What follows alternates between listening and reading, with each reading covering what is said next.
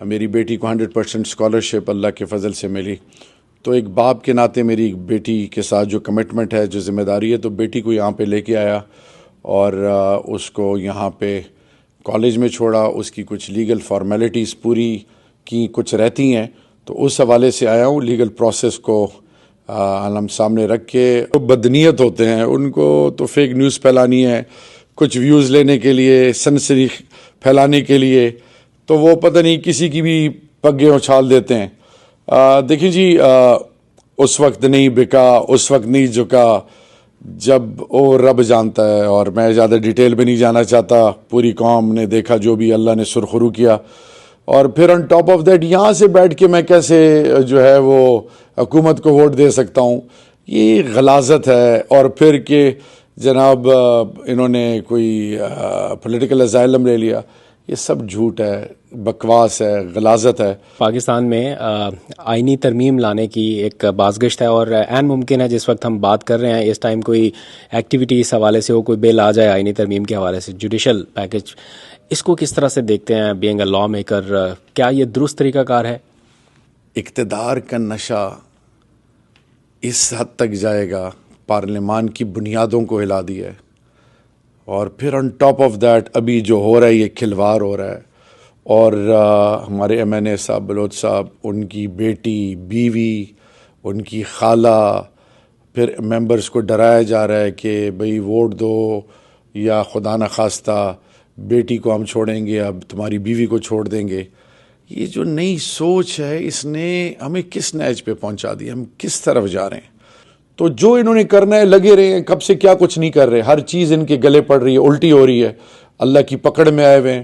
ان کے تمام منصوبے خاک میں ملیں گے انشاءاللہ، اور میرا لیڈر اور پاکستانی قوم سرخرو ہوں گے.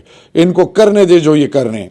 ابھی تو ان کو سمجھ میں نہیں آ رہا، لیکن میں آپ کو ایمانداری سے بتاؤں، یہ اندر سارے سب کے سب A to Z, P M L N, Peoples Party, جو سول سپریمیسی کا نعرہ لگاتے تھے، جو چارٹر آف ڈیموکریسی کی بات کرتے تھے، آئین اور قانون کی بالادستی، ان کی بنیادیں ختم ہو گئی ہیں. ان کی سیاسی انہوں نے خودکشیاں کر لی ہیں. سو میں یہ کہوں گا کہ حق ہمیشہ پریویل کرتا ہے، اور جو انہوں نے کرنا ہے کریں. یہ ڈرامہ نہیں چل سکتا زیادہ دیر، یہ فلاپ ہے سب کچھ انشاءاللہ. جوڈیشل پیکج کے حوالے سے مولانا فضل الرحمان کا جو حکومتی حلقوں کے ساتھ آن بورڈ ممکنہ طور پر آنا، کہ اگر کوئی ایسی ترمیم آئی جو اصلاحات کی طرف ہوگی تو ہم دیں گے، مولانا صاحب کے کردار کو کس طرح سے دیکھتے ہیں؟ دیکھیے جی، مولانا صاحب ہوں یا کوئی اور ہوں، ہم عزت سب کی کرتے ہیں. ہمارا ہونے کا یقین اللہ سے ہے.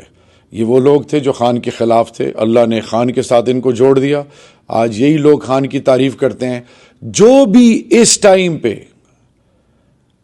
ان کا حصہ بنے گا، جو اقتدار کے نشے میں جمہوریت کا جنازہ نکال رہے ہیں، جو کسی طریقے سے انسٹیٹیوشنز کو تباہ کر رہے ہیں، جو کسی طریقے سے بھی بغض عمران خان میں کوئی ایسا کرنا چاہ رہے ہیں جس سے ان کے مفادات پروٹیکٹ ہوں، وہ بھی ان کے ساتھ تباہ و برباد ہوں گے. مارک ڈاؤن مائی ورڈز. آخری دو چھوٹے چھوٹے کویشچن. آپ کے اپنی پارٹی کے بھی کچھ لوگوں کے اوپر انگلیاں اٹھ رہی ہیں کہ یہ لوگ جو ہیں یہ حکومت اتحاد کا حصہ بن کے آئینی ترمیم کی راہ ہموار کریں گے. ان میں کچھ لوگوں کے نام فلوٹ ہو رہے ہیں، ابھی میں ان کا نام نہیں لے رہا، لیکن ان کیس آپ کی پارٹی کے آزاد ارکان جنہوں نے عمران خان کے نام پہ ووٹ لیا، ووٹ ٹوٹ کے جاتے ہیں، ان کے لیے کیا میسج ہے؟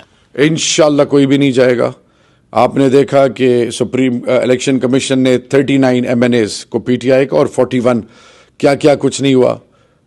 بٹ ان میں سے 41 میں سے کچھ لوگ ایک دو آ کے کہہ رہے ہیں کہ ہم اپنے حلقے کے لوگوں کی عوام کو مد نظر رکھتے ہوئے سوچیں گے کہ ان کے مفاد میں کیا ہے. دیکھیں جی، ساری چیزوں کی نفی ہوگی انشاءاللہ. ایک آدھ کا تو میں کچھ نہیں کہہ سکتا، لیکن انشاءاللہ وہ نمبر بھی نہیں پورا کر سکتے. کسی طریقے سے کچھ کر بھی لیں تو یاد رکھیں اپنے عزائم میں وہ کامیاب نہیں ہوں گے.